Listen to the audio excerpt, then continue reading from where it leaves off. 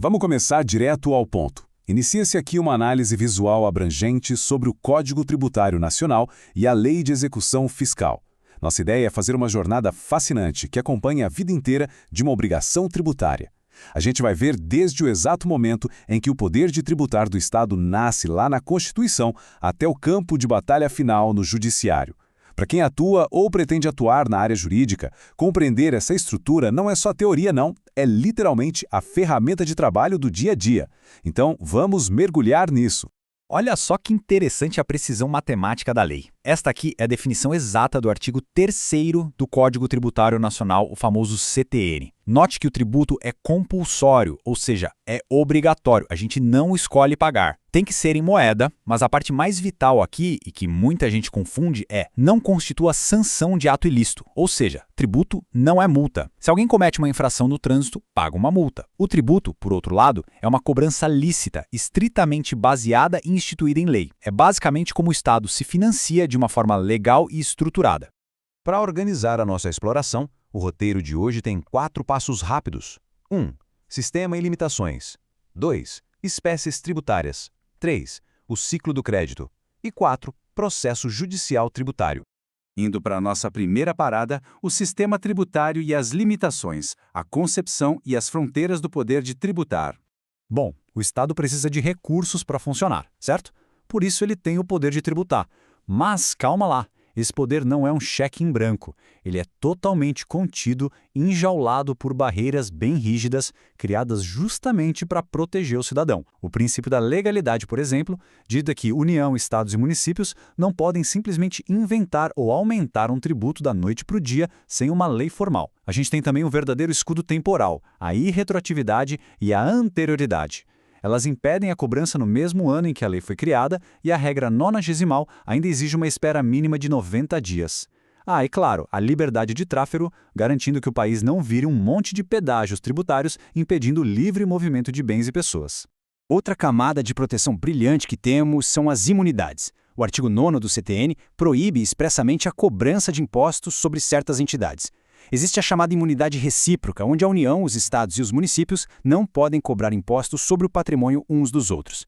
Além disso, templos de qualquer culto, partidos políticos, sindicatos e, claro, livros e jornais possuem esse escudo de imunidade. É basicamente o Estado abrindo mão de arrecadar para proteger valores fundamentais da nossa sociedade e manter o pacto federativo em pé. Isso nos leva à parte 2, as espécies tributárias e regras. Vamos ver como elas se dividem. Na prática, existe uma confusão clássica que a gente precisa resolver. De um lado, temos os impostos. Eles não exigem que o Estado faça absolutamente nada de específico em troca naquele momento. A cobrança acontece pela simples manifestação de riqueza, tipo possuir um imóvel ou ter renda. Do outro lado, temos as taxas. As taxas são totalmente vinculadas a uma ação do Estado. Elas só podem ser cobradas se houver o exercício regular do poder de polícia, como uma fiscalização sanitária numa lanchonete, ou pela prestação de um serviço público específico e divisível que é colocado à disposição da população. Agora, além de impostos e taxas, tem um ponto de peso altíssimo no dia a dia profissional: as contribuições. E dentro delas, merecem muito destaque as contribuições parafiscais. É aqui que entram as taxas de fiscalização e aquelas famosas anuidades pagas aos conselhos de classe, como o Conselho Federal de Biomedicina, o CFBM. Gente, isso não é uma mera mensalidade de clube, não. Tem natureza estritamente tributária. O pagamento dessa anuidade é uma condição absoluta de legitimidade para o exercício da profissão. Estar inadimplente pode, literalmente, impedir a atuação profissional. É algo super sério. Avançando para o nosso terceiro ponto, o ciclo do crédito tributário, do lançamento à extinção.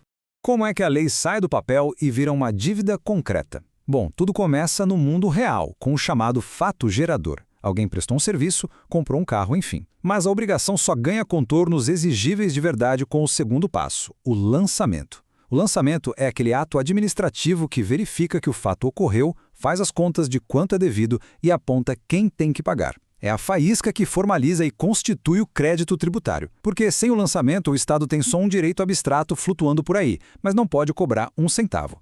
Mas digamos que a gente precise frear essa cobrança. O crédito tributário pode entrar numa espécie de sono induzido através de mecanismos legais que suspendem a sua exigibilidade.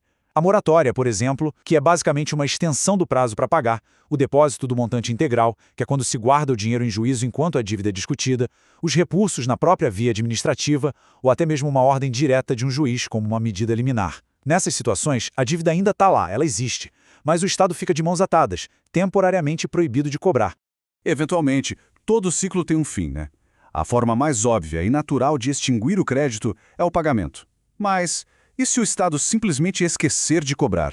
É aqui que o tempo age contra o poder público. A decadência acontece quando o Estado demora mais de 5 anos para fazer aquele procedimento do lançamento. Aí, ele perde o direito de sequer formar a dívida. Já a prescrição é quando o crédito até foi lançado, mas o Estado dorme no ponto e demora mais de 5 anos para entrar com ação judicial de cobrança. Nos dois casos, o tempo passa e a dívida morre. E, finalmente, chegamos ao bloco 4, o processo judicial tributário, a vida após a morte e a execução judicial. Então, o que acontece quando o tributo não é pago, não prescreveu e o Estado decide cobrar com força total? É aqui que a dívida muda de patamar.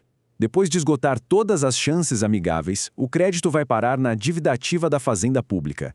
E isso gera um documento absurdamente poderoso chamado Certidão de Dívida Ativa, a famosa CDA. A lei dá a esse pedaço de papel uma presunção de certeza e liquidez. O que isso quer dizer? Que o Estado não precisa mais provar que a dívida existe. O jogo vira. Cabe a quem está sendo cobrado provar de forma inquestionável que o Estado cometeu algum erro. É assim que se desenha o verdadeiro campo de batalha judicial, regido pela Lei de Execução Fiscal, a Lei 6.830. De um lado, a espada do Estado, a execução fiscal. É um rito super rápido e agressivo feito para penhorar bens e cobrar tudo, inclusive aquelas anuidades atrasadas de conselhos inscritas em dívida ativa. Do outro lado, os escudos de defesa. Quem está sofrendo a cobrança pode usar o mandado de segurança contra abusos e atos ilegais claros, pode entrar com uma ação anulatória de débito fiscal para tentar quebrar aquela presunção da CDA ou, se por acaso já pagou algo indevido, usar a repetição de indébito para forçar o Estado a devolver cada centavo. Para a gente fechar essa análise, fica uma provocação super importante. Nós vimos que o Estado tem várias limitações para criar tributos, o que é ótimo. Mas, ao mesmo tempo, ele tem armas fortíssimas lá no judiciário, como o rito super acelerado da execução fiscal e essa presunção de liquidez da CDA. Será que o nosso sistema conseguiu mesmo encontrar um equilíbrio justo entre a necessidade do governo de arrecadar e os direitos de defesa do cidadão? Entender essa engrenagem do Código Tributário Nacional e da Lei de Execução Fiscal é o primeiro e talvez o mais importante passo para atuar de verdade nesse cenário. Muito obrigado por acompanhar essa explicação até o fim